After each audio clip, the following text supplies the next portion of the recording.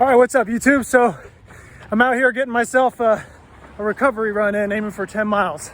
All right, and I found myself thinking about what are some of the things that I have picked up over the years that has helped me be able to run that sort of distance pretty comfortably, because I haven't always been a runner. You know, this isn't something that I'm just naturally good at.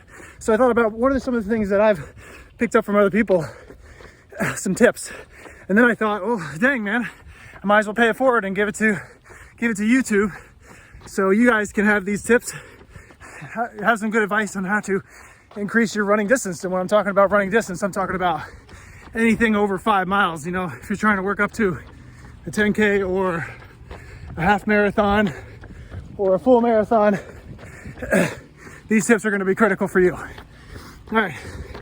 So number one, always pace yourself. Figure out what your pace is going to be for the entirety of your long distance run. For me, it's around 8 minutes. So I do my best to maintain that 8 minutes throughout the entire run. I don't go up to 9 or down to 7. I try to stick around 8 the entire time. And you can do that multiple different ways. You can use a Garmin watch. You can use your Strava on your phone. That's what I use.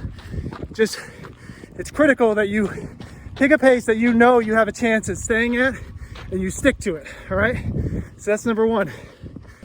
Okay. So tip number two is refrain from swimming while you're running. And what I mean by that is a lot of people out there, you'll see them just like swinging their arms violently as they're running. You gotta stop from doing that. Yet a lot of people have the tendency to do that. When they start getting tired, they start throwing a lot of momentum in their arms to try and like kind of swim through their run. You gotta not do that. Instead, tuck in your arms like this and don't use them at all.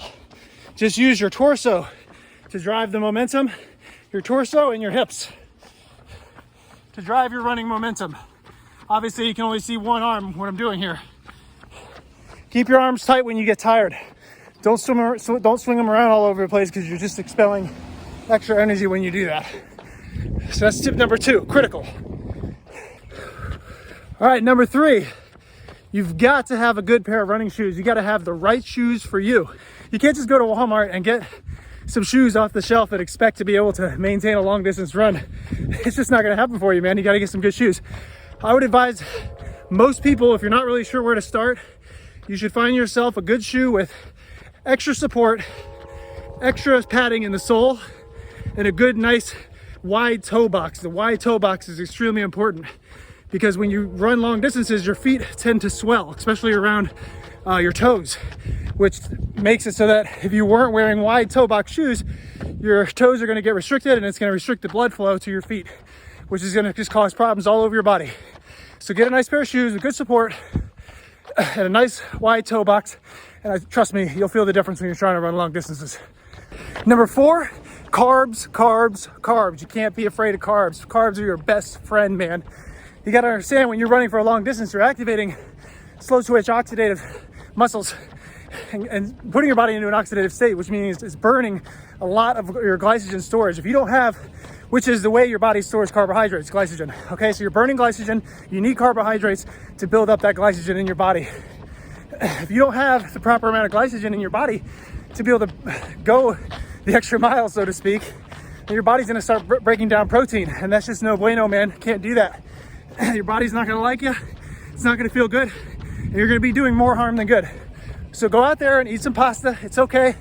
Eat some rice, eat some bread. Don't worry, because you're gonna burn it off. Also understand that most people on average are burning 100 to 150 calories per mile as they run. That's a lot of calories, man. If you're trying to get past 5 miles, then you're going into that 1,000 calorie burned range. That's a lot of calories. That's like a whole extra meal for a lot of people. So think of it that way. You need to have that in your body in order to have the energy to make that long distance run possible. All right, last tip, and it's probably the most important one. Don't ever be deterred with your progress. Like if you don't meet your own expectation on a run, like you just didn't meet a goal, you didn't meet a pace, you didn't meet the distance, don't be deterred by that, man.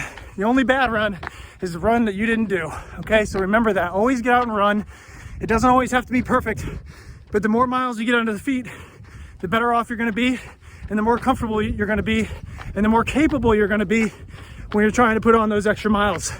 So always get out there and do it. Even if you're not feeling up to it, even if you're just not feeling motivated, get out there and do it. Don't worry, that motivation will come as you're on your run. All right, guys, so that wraps it up. Those are my tips for increasing your distance for your runs. Go and put every single one of those into practice, and just, I guarantee you're going to see results from it.